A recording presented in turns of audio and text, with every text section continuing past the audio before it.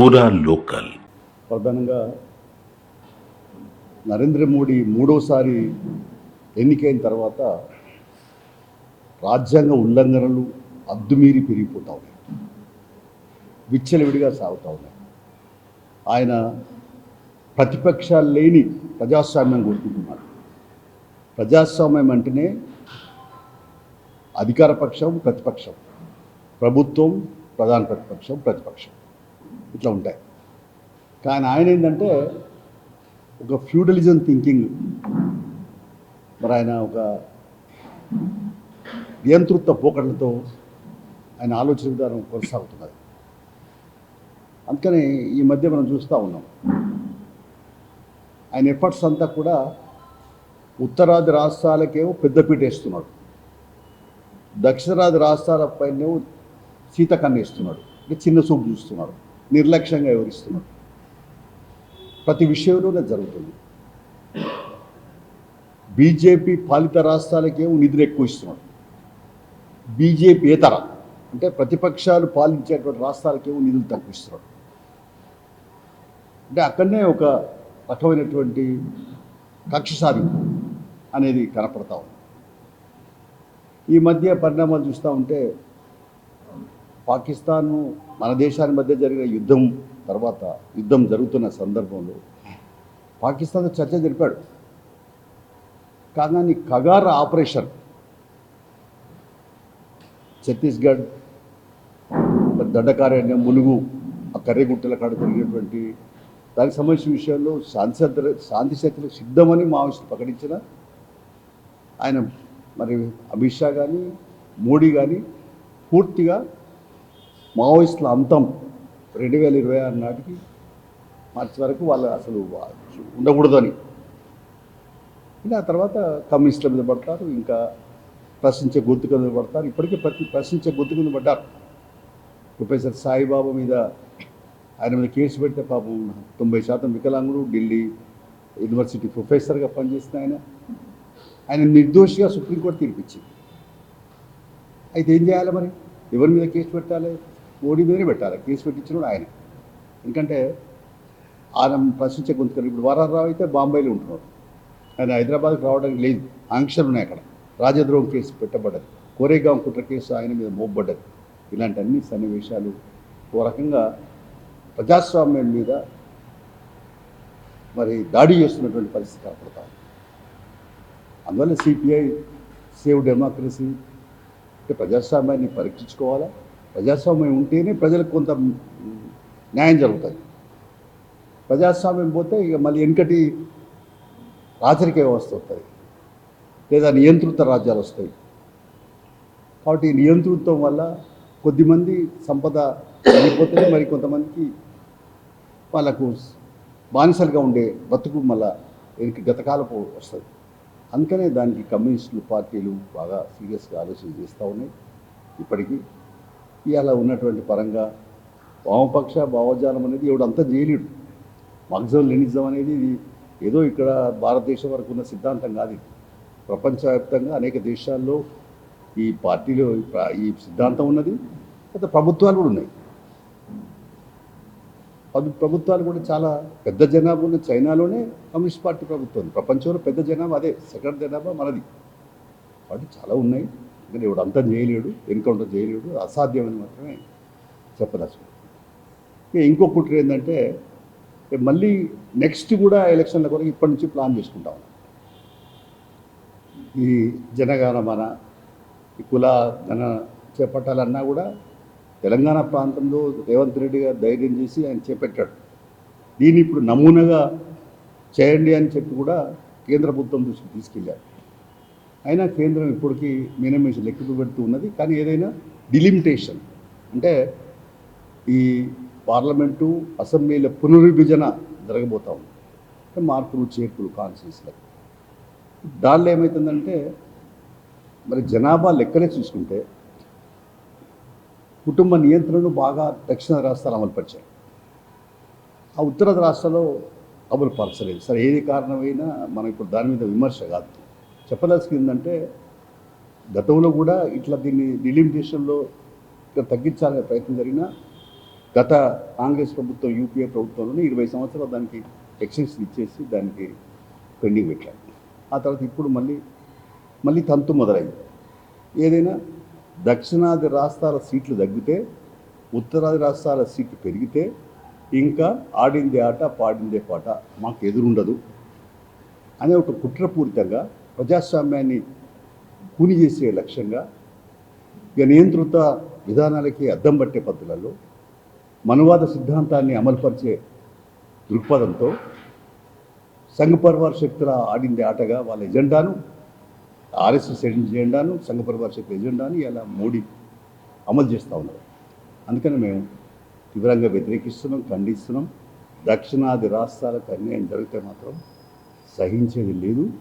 ఎందుకంటే ఇక్కడ ఉన్నటువంటి పరిస్థితులు, ఇక్కడ ఉన్నటువంటి మరి సామాజిక ఆర్థిక అంశాలను కూడా దృష్టిలో పెట్టుకోవాల్సిన అవసరం ఉంటుంది. డెవలప్మెంట్లో పక్షపాతం జరుగుతుంది ఇప్పటికే, అభివృద్ధిలో ఇంకా అభివృద్ధి పక్షపాతం చేస్తామంటే కూడా సహించలేదని మాత్రమే కేంద్ర ప్రభుత్వానికి హెచ్చరిక చేస్తున్నాం. లేకపోతే మేము రేపు జూలై 1, 2, 3 తేదీల్లో ఢిల్లీలో జాతీయ కౌన్సిల్ జరగబోతూ ఉంది. అందులో కూడా చర్చిస్తాం, భవిష్యత్తు కార్యాచరణ రూపొందిస్తాం. ఈలోపుగా వామపక్షాలు ప్రగతిశీల శక్తులను కూడా ఆలోచిస్తూ ఉన్నాయి. కాగా ఆపరేషన్ మీద ఇప్పటికే పౌర హక్కుల సంఘాలు, వామపక్షాలు, ప్రగతిశీల శక్తులను కూడా ఆందోళన చేపట్టాయి, ఆందోళన బట్టబట్టాయి. తర్వాత ఒక రకమైన ప్రశ్నించడం జరుగుతూ ఉంది. ఈ ఉన్నటువంటి పరిణామాల్లో ఇప్పటికైనా మోడీ, అమిత్ షాలు ఆలోచించుకొని దీన్ని పరిష్కారం చేస్తే మంచిది. మావోయిస్టుల సమస్య సామాజిక ఆర్థిక సమస్యగా పరిశీలించాలా. ఎందుకంటే సంపద ఇంకా ఇప్పటికీ కుదిపొని చేతిలో ఉన్నది.